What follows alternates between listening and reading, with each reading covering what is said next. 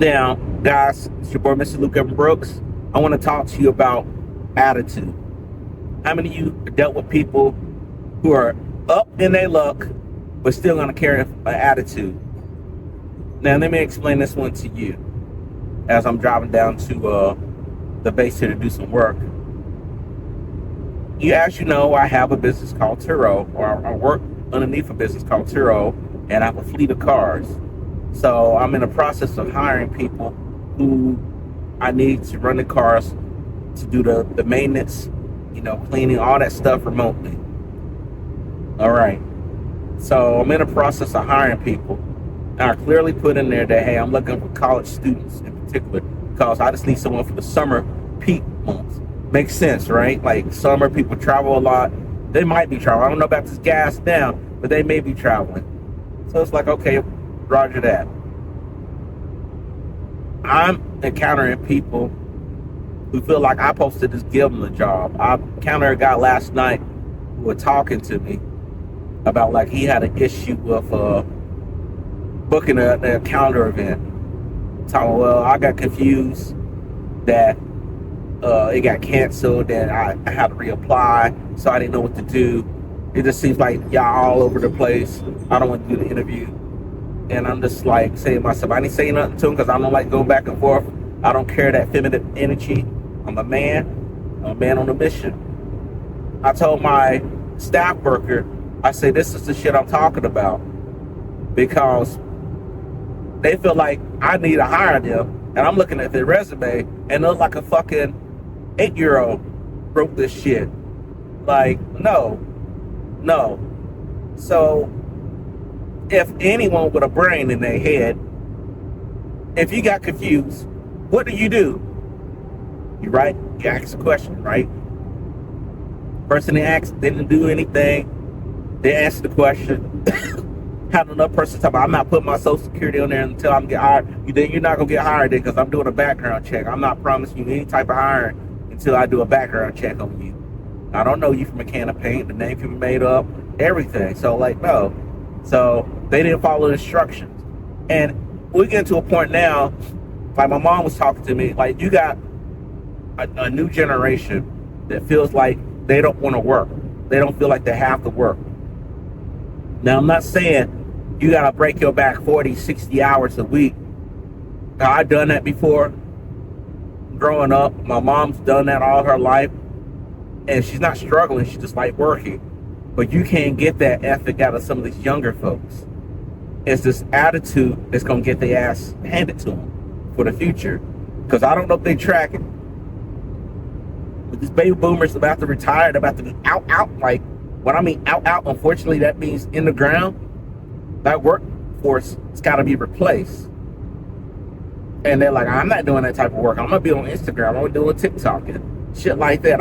And we're talking about military, too. That's coming back, too. A lot of people don't talk about that. The draft is coming back. I promise you that.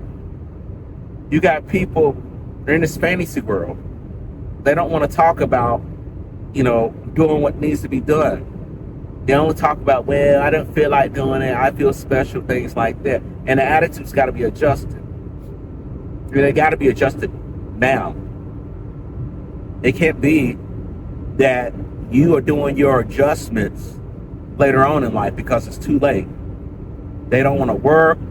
They want to sit around. And I'm not saying that you got to get out your mama's house when you're 18, 19. I got out because I knew what I wanted. I just didn't want to be underneath no one's rules. I want to do my own thing, but I knew what requires that, because it's a give and take. Yeah, you out your parents' house, but what the rules are. You got to pay your own bills, your own insurance, all these things that comes with it. So is it worth it? Is the squeeze big enough for the bang? And you got people that are like, I know everything. I can do what I want to do. And they don't know what the fuck they're talking about. And what happens is when they move around like that, they move around in herds.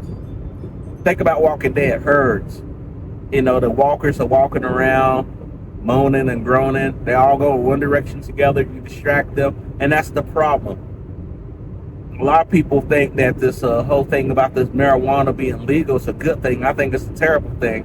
in my honest opinion, because that's the worst thing you need to do in this time and age, to be out your mind. Like, you want your mind sharp as hell because you don't know what's coming next. I don't like my mind being like out like that. And a lot of people are like, yeah, it's good. Okay, when they pull all this bullshit on you and you living homeless, as I tell people, that's not a funny feeling. You're gonna be hating life, you're gonna blame everyone. You're gonna say it's their fault, it's this fault, it's their fault. When you're not looking at yourself.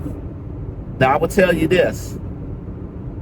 The way to adjust your attitude is to admit that you fucked up. I did. I got in trouble over 2 years ago. Doing something that I shouldn't have been doing in my job. And I paid the price. I didn't sit there and blame anyone. I own it, right? I went through some stuff in my life and I got help. I didn't sit there and just cover it up or whatnot. I admitted as a man, like, hey, you gotta do this, you own this, and own it, and move forward. Move past this and move forward. A lot of guys, or a lot of people in this generation back there behind me, they'll blame every which way to Sunday on why it's not their fault. Why they can't do this, why they can't do that. All these little issues, and they feel like you owe them something. And I look at the parents too. If you understood how I was raised, we didn't play it. We didn't talk back to our parents. We didn't raise our hands against our parents. We didn't talk, we didn't drop no F-bombs, any of that stuff around them.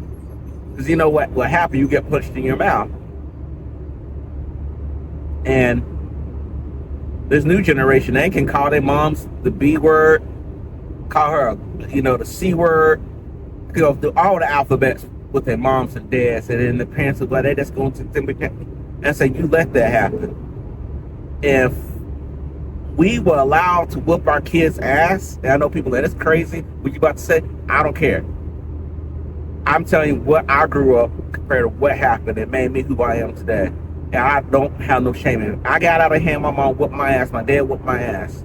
This other generation, people, you can't touch your kid and this and that, and say it's their kid. As long as you're not being crazy, you're not getting extension cords, you're not getting tree logs and whipping kids' ass, you're not doing none of that crazy stuff. You're whipping your kid because they did wrong, you know they did wrong. Like, I was trying to burn carpet in the house.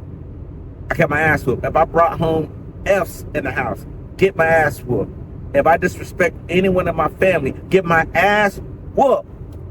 Now, you tell me what's going on now with this generation right now. You tell me what's going on. It ain't making any sense, and they getting set up for a failure.